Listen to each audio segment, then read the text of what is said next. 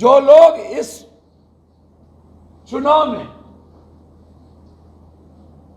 NDA के साथ हैं या निर्दलीय के साथ होंगे वो पप्पू यादव के साथ नहीं हो सकते, क्योंकि हमारी आइडेंटिटी और विचारधारा कांग्रेस की है।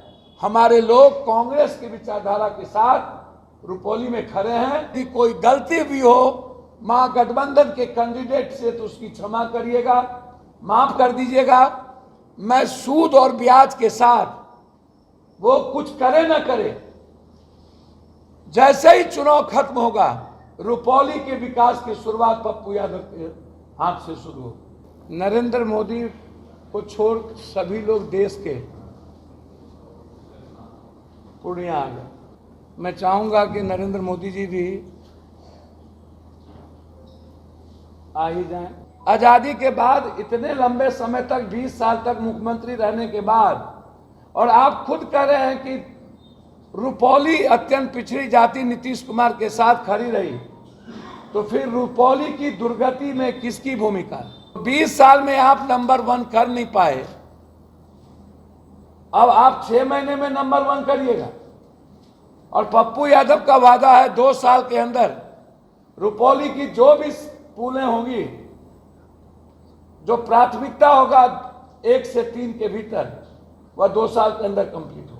अरे भैया, चिराग जी मेरे भाई हैं, आए थे तो बनमनखी देख लेते।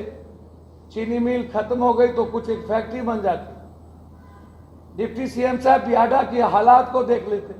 नरेंद्र मोदी को छोड़ सभी लोग देश के पूर्णिया आ गए। बस आज नरेंद्र मोदी का आना बाकी है।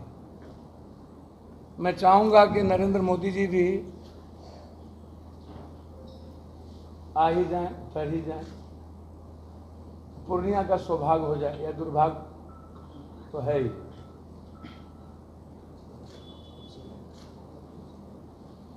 ललन बाबू आए, माझी जी आए, चिराग जी आए,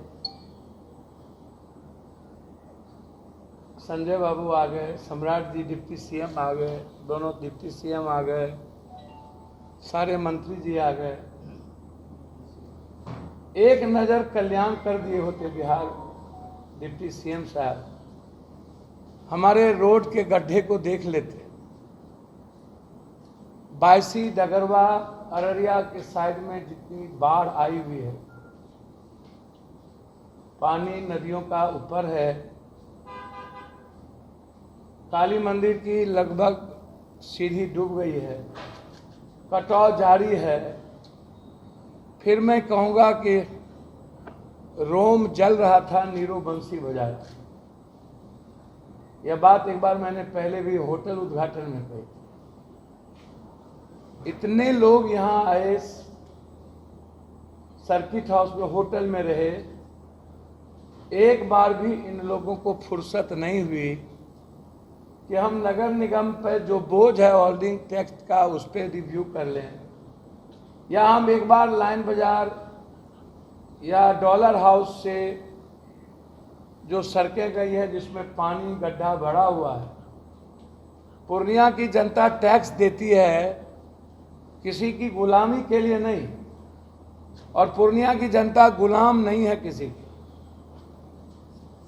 3 महीना का मैं अल्टीमेटम दे रहा हूं, यदि आप टैक्स के मुताबिक हमें सुविधा नहीं दीजिएगा तो हम किसी भी लोगों का टैक्स भरने नहीं देंगे। एक भी टैक्स पे हम नहीं होने देंगे किसी कीमत। आप हमको सुविधा दीजिएगा नहीं, हमारी जनता आपको टैक्स देगी। आप आइएगा, जब चुनाव की बारी आती है तो आप जनता को बाप बना लेते हैं, और चुनाव जाते ही आप कुत्ता से बदतर करते हैं। ये क्या है?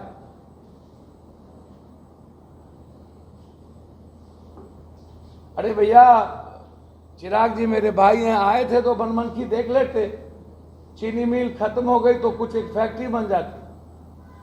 डिप्टी सीएम साहब बियाडा की हालात को देख लेते। और जीतन राम मांझी मेरे बुजुर्ग हैं। कौन मुशहर, कौन राम मंत्री बन रहा है, यह सवाल नहीं है। मुसहर समाज की स्थिति कितनी बदतर है ये सवाल, और मुसहर समाज की जिंदगी बदलने के लिए मैं खड़ा हूं।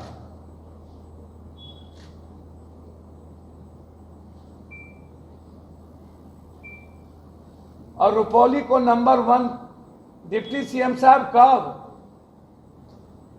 3 मंत्री आपने इस इलाके को दिया था। डबल इंजन की सरकार थी। आजादी के बाद इतने लंबे समय तक 20 साल तक मुख्यमंत्री रहने के बाद, और आप खुद कह रहे हैं कि रुपौली अत्यंत पिछड़ी जाति नीतीश कुमार के साथ खड़ी रही, तो फिर रुपौली की दुर्गति में किसकी भूमिका है? अत्यंत पिछड़ी जाति को रुलाने में और उनको अपमान करने में किसकी भूमिका है?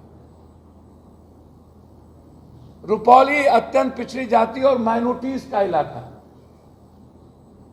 2 वर्ग हैं, चाहे शर्मा हो, ततमा हो, निषाद हो, मल्लाह हो, केवट हो, केवरत हो, गंगोत्री हो, बिंद हो,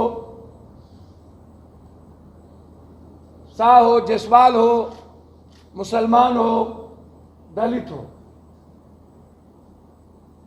आजाद हिंदुस्तान के बाद सबसे ज्यादा मुख्यमंत्री के कुर्सी पर और सबसे ज्यादा लोगों ने वोट रुपौली का नीतीश कुमार जी को दिया। फिर रुपौली की ये दुर्गति में किसकी भूमिका है?